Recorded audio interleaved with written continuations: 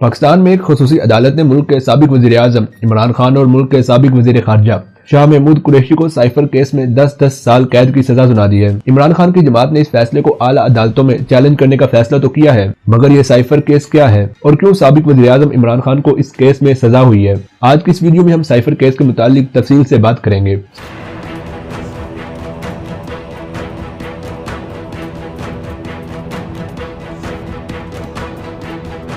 और cipher case से मुतालिक ताज़ा तरीन बड़ी खबर यह है कि अदालत ने बानी पीटीआई और शाह महमूद कुरैशी को 10-10 साल कैद की सजा सुना दी है।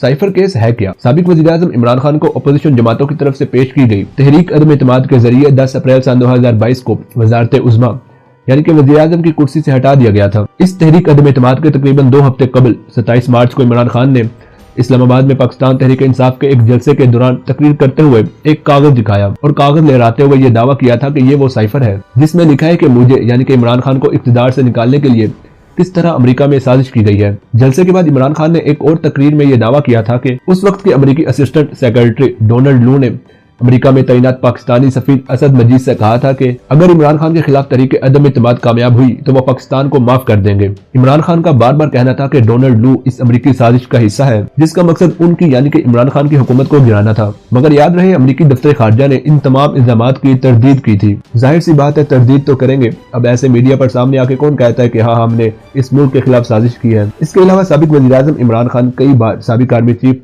जनरल कमर जवेद बाजवा को इस साजिश का मरकजी किरदार करार दे चुके हैं। इसके बाद पाकिस्तान के वफाकी तहकीकाती इदारे FIA ने साबिक वज़ीर-ए-आज़म इमरान खान और साबिक वज़ीर खारजा शाह महमूद कुरैशी के खिलाफ ऑफिशियल सीक्रेट एक्ट के सेक्शन 5 और 9 के तहत एक मुकदमा दर्ज किया, जिसके बाद ऑफिशियल सीक्रेट एक्ट के तहत तहकीकात का हुक्म साबिक वज़ीर-ए-आज़म शहबाज शरीफ की इत्तेहादी हुकूमत PDM ने 19 जुलाई सन 2023 को दिया था और इसके बाद 29 अगस्त सन 2023 को साइफर केस में इमरान खान की गिरफ्तारी डाल दी गई। इस केस में बुनियादी तौर पर इमरान खान पर इल्जाम यह था कि उन्होंने अपने सियासी फायदे के लिए एक हसास सफारती दस्तावेज का इस्तेमाल किया। उस वक्त की हुकूमत का कहना था कि साइफर को सीक्रेट एक्ट के तहत पब्लिक नहीं किया जा सकता। याद रहे इसके अलावा इमरान खान ने गिरफ्तार होने से पहले एक इंटरव्यू में ये कहा था कि उनको भेजी गई यानी कि जो उनको साइफर कॉपी मिली थी वो गायब हो चुकी है, जो काफी हैरान कुन बात थी। साबिक वज़ीर-ए-आज़म इमरान खान और उनकी कानूनी टीम का इस हवाले से मौक़िफ़ यह है कि साइफर की हिफाजत की जिम्मेदारी उनके ऑफिस के अमले की थी, न कि खुद इमरान खान की। अच्छा, जिनको नहीं पता कि साइफर क्या होता है, तो साइफर बेसिकली किसी भी अहम या हसास किस्म की बात या पैगाम को लिखने का वो तरीका कार है जिसमें आम जुबान के बजाय कोड्स पर मुश्तमिल जुबान का इस्तेमाल किया जाता है।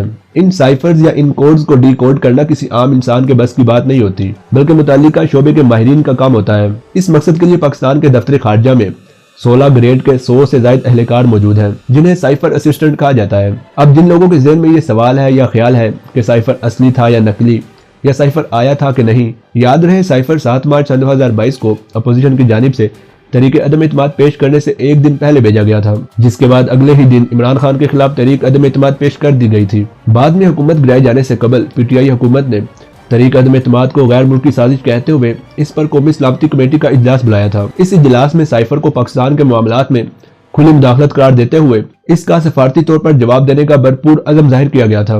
हुकूमत गिराए जाने के बाद नए बनने वाले वज़ीर-ए-आज़म शहबाज शरीफ की सरबराही में कौमी सलामती कमेटी का एक और इजलास बुलाया गया। इस इजलास में कहा गया कि कौमी सलामती कमेटी को आला तरीन सिक्योरिटी एजेंसियों ने इतला दी है कि उन्हें किसी साजिश का कोई सबूत नहीं मिला, तो इसका जवाब यह है कि साइफर तो आया था। अब उसमें क्या लिखा था, तो वो बकौल इमरान खान उसमें हुकूमत गिराने और साजिश की बात लिखी हुई थी, जो ऊपर मैं आपको पहले बता चुका हूँ। अब ये सच है कि नहीं तो इस बारे में कुछ नहीं कह सकता, मगर साइफर आया जरूर था। अब साइफर के मामले को मजीद समझने के लिए चलते हैं अमेरिका में पाकिस्तान के उस वक्त के सफीर असद मजीद के दफ्तर में। असद मजीद की अमेरिकी सफारतकार डोनाल्ड लू से वाशिंगटन में एक खाने पर मुलाकात हुई। उस मुलाकात में अमेरिकी ओहदेदार ने पाकिस्तान से मुताल्लिक अहम बातें की। असद मजीद ने समझा कि यह गुफ्तगू नहायत अहम है, लिहाजा इससे मुताल्लिक पाकिस्तान में दफ्तर खारजा को बताना जरूरी है। असद मजीद ने अपने पैगाम को कोड लैंग्वेज में बदला और इसे इस्लामाबाद में सेक्रेटरी खारजा के नाम भेज दिया। जब ये साइफर दफ्तर खारजा में मौसूल हुआ और इसे डिकोड किया गया, तो दफ्तर खारजा के आला ओहदेदार इस नतीजे पर पहुंचे कि इस साइफर को 4 अहम शख्सियात को भेजना लाजमी है। ये साइफर फिर वज़ीर-ए-आज़म, सदर मुमलिकत, आर्मी चीफ और DGISI को भेजा गया। याद रहे साइफर की सारी कापियां असल मानी जाती हैं और 1 महीने के अंदर साइफर को वापस दफ्तर खारजा भेजना होता है। दफ्तर खारजा को सदर मुमलिकत, DGISI और आर्मी चीफ को भेजी गई कापियां तो वापस मिल गई, मगर वज़ीर आज़म को भेजा गया साइफर वापस नहीं मिला। इसके बाद जब इमरान खान ने एक इंटरव्यू में ये बात कही कि साइफर गुम हो गया है, तो इस पर काफी तशवीश का इजहार किया गया और कहा गया कि ये सीक्रेट होता है, अगर ये किसी के हाथ चढ़ गया तो। इसीलिए भी इमरान खान पर ऑफिशियल सीक्रेट एक्ट की खिलाफ वर्जी का केस लगाया गया। याद रहे, साइफर कॉपी गुम होने का इल्जाम इमरान खान पर लगाया जा रहा है। खसूसी अदालत ने इमरान खान और शाह महमूद कुरैशी पर 13 दिसंबर 2023 को फर्द जुर्म आयद की थी और फिर इसके बाद रोजाना की बुनियाद पर ही इस केस की समाअत की जा रही थी। इस मुकदमे में मजमूई तौर पर 25 गवाहान को पेश किया गया, जिसमें साबिक वजीर आजम इमरान खान के पर्सनल सेक्रेटरी आजम खान और अमेरिका में पाकिस्तान के साबिक सफीर असद मजीद भी शामिल थे। पर्सनल सेक्रेटरी आजम खान ने अपना बयान रिकॉर्ड करवाते हुए कहा कि उन्होंने साइफर कॉपी इमरान खान को दी थी, जिसके बाद वो गुम हो गई। आजम खान ने मजीद कहा कि इमरान खान ने अपने मिलिट्री सेक्रेटरी, एडीसी और दीगर स्टाफ को यह मामला देखने को कहा, मगर साइफर कॉपी इमरान खान के वजीर आजम ऑफिस छोड़ने तक नहीं मिली थी। अमेरिका में पाकिस्तान के साबिक सफीर असद मजीद ने अपना बयान रिकॉर्ड करवाते हुए कहा कि मेरी यानी कि असद मजीद की अमेरिकी असिस्टेंट सेक्रेटरी डोनाल्ड लू से मुलाकात हुई थी और इस मुलाकात में होने वाली गुफ्तगू को बतौर साइफर इस्लामाबाद भेजा गया था। असद मजीद ने कहा कि इस साइफर में खतरा या साजिश जैसे अल्फाज मौजूद नहीं थे, जबकि इमरान खान ने अपना बयान रिकॉर्ड करवाते हुए साइफर गुमशुदगी का इल्जाम अपने एडीसी पर लगाया। इमरान खान ने कहा कि उनके सरकारी मुआविन यानी कि एडीसी ने जनरल बाजवा के हुक्म पर साइफर चोरी किया। याद रहे, वजीर आजम का एडीसी आमतौर पर मेजर रैंक मिलिट्री ऑफिसर होता है जो हर वक्त वजीर आजम के साथ रहता है। इमरान खान ने अपने बयान में मजीद कहा कि साइफर वजीर आजम ऑफिस में था, जहाँ की सिक्योरिटी की जिम्मेदारी मिलिट्री सेक्रेटरी, पर्सनल सेक्रेटरी और सेक्रेटरी प्रोटोकॉल पर आयद होती है, जो वजीर आजम हाउस की सिक्योरिटी को देखते हैं। इमरान खान ने कहा कि मेरे साढ़े 3 साल में ये वो वाहिद दस्तावेज है जो वजीर आजम ऑफिस से गुम हुई और इसके गुम होने पर मैंने अपने मिलिट्री सेक्रेटरी से इसकी इंक्वायरी का कहा, जिस पर मिलिट्री सेक्रेटरी ने इंक्वायरी के बाद ये बताया कि साइफर के हवाले से कोई सुराग नहीं मिला है। तो ये है वो साइफर केस जिसमें इमरान खान को सजा सुनाई गई। याद रहे, इस सजा के हवाले से माहिरीन मुख्तलिफ राय दे रहे हैं।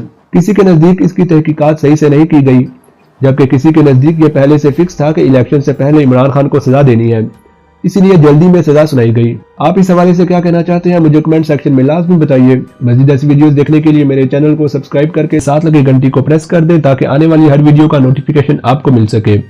अभी के लिए इतना ही, मिलते हैं अगली वीडियो में।